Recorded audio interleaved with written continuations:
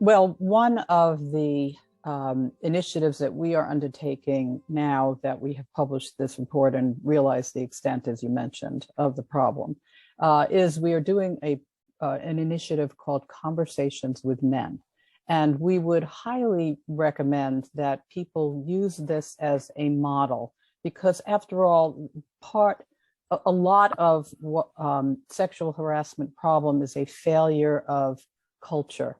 A failure to address the power disparity between the person who is harassing and the person who is harassed.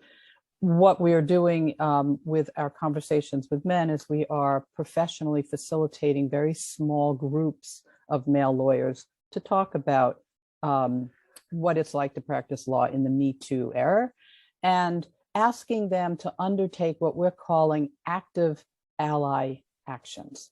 What we are trying to do is foster active male allies in addressing sexual harassment. Lots and lots of women are out there trying to address this issue.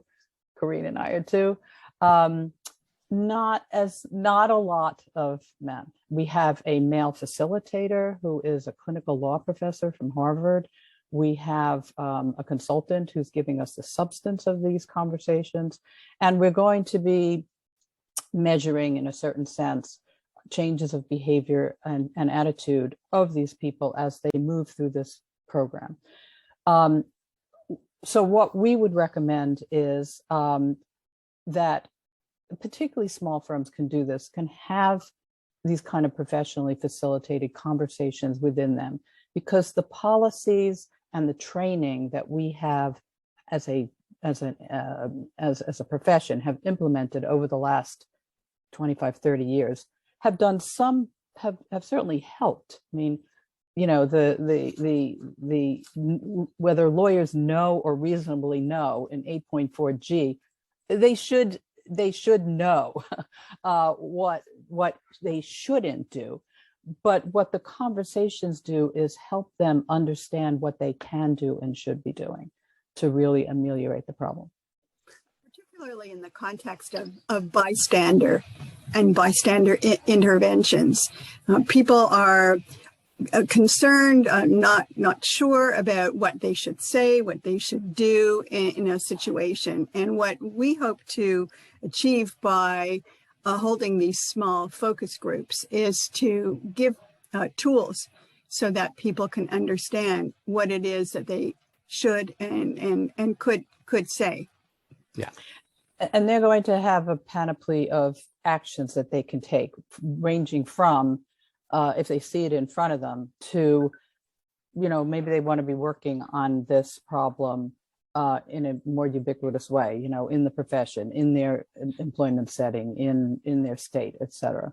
Another thing that that firms and bar associations can do is look into independent reporting systems, places that people can go without necessarily jeopardizing their jobs, because, you know, that's still a problem.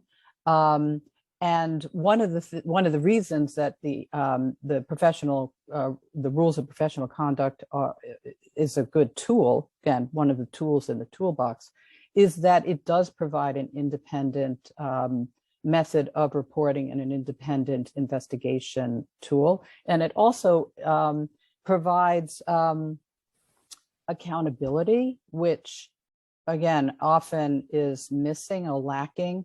We found that in half the incidents that were reported, there was no consequence to the harasser. And I can tell you that if someone has gotten to a point where they're reporting something, again, since so many are not reported, there needs to be some sort of consequence, and there needs to be accountability. And that's another thing that the ethical rules provide, because in many of these instances, the harasser just moves on to the next, you know, even if they are held accountable in their employment setting, they just move to the next one, leaving the damage behind. So reporting basically is not the be all and the end all. It's almost the beginning, because then we need to have the actions taken, the transparency of what actions are taken, the accountability to the person who who was doing the harassment. And it doesn't mean that this person automatically should be fired or terminated from employment. There are various levels of consequences that could occur, from having to take a counseling session, for example, or a program and the like.